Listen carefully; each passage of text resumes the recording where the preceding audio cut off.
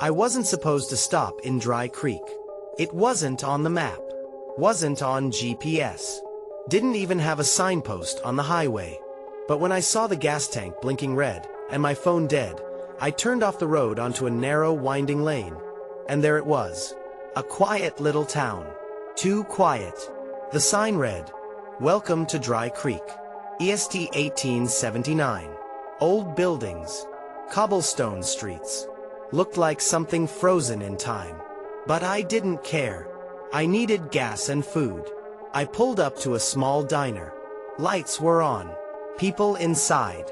They smiled at me when I walked in. Friendly. Polite. Almost too much.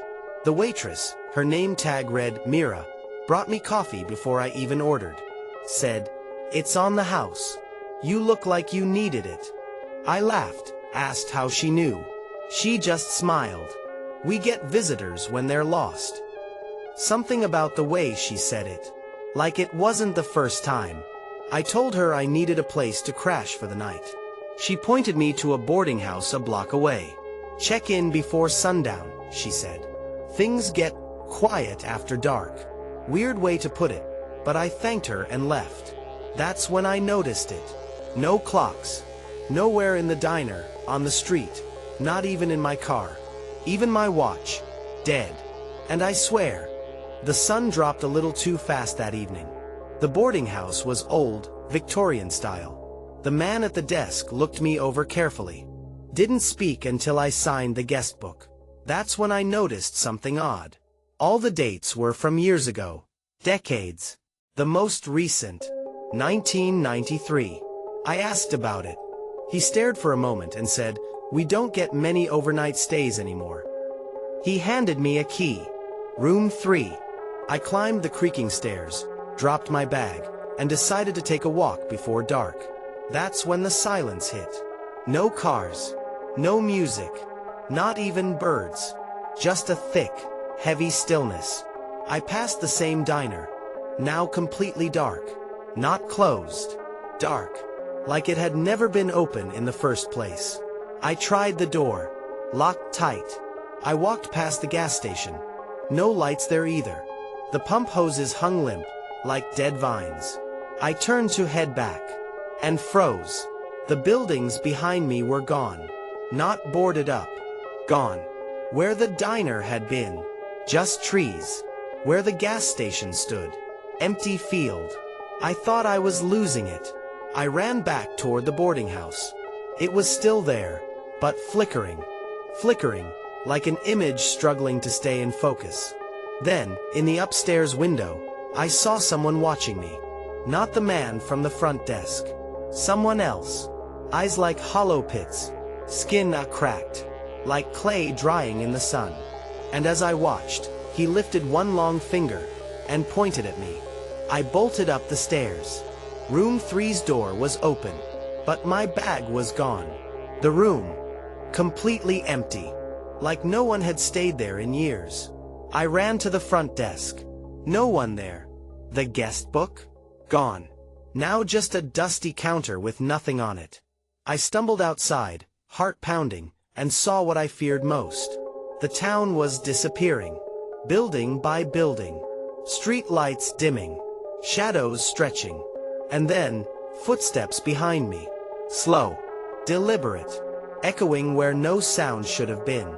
I turned. But there was nothing. Just the wind.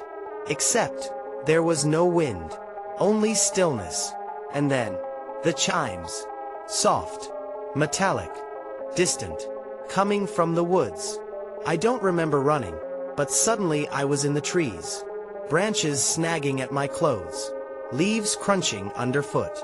The chimes grew louder. Then I saw them, hanging from branches. Dozens of them. Old brass chimes with names carved into each.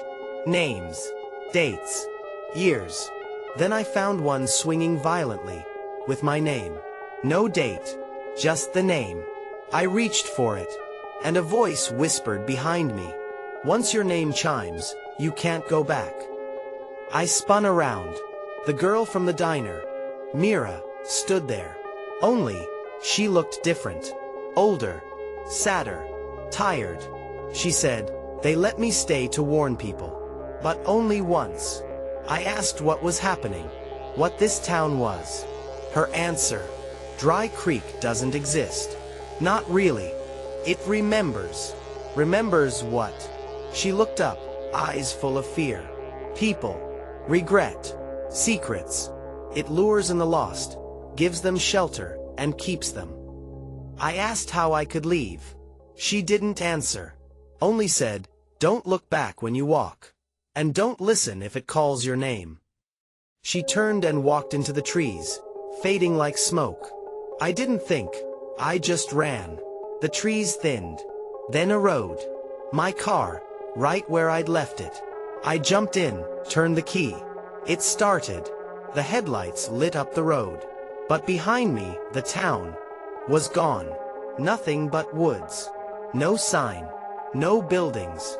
No street. I drove for hours. Didn't stop until sunrise. That should have been the end. But 3 nights later, I found something tucked in my jacket pocket. A diner napkin. From Dry Creek. Written in pencil. The sun sets faster for those who escape. I burned it. Didn't matter. Every night since. I've seen it again. In dreams. In reflections. Sometimes even in my rearview mirror. The flickering lights of a town that shouldn't exist. I haven't slept more than an hour at a time. Because when I dream too long, I hear the chimes. And they're getting louder. Once your name chimes, it never stops.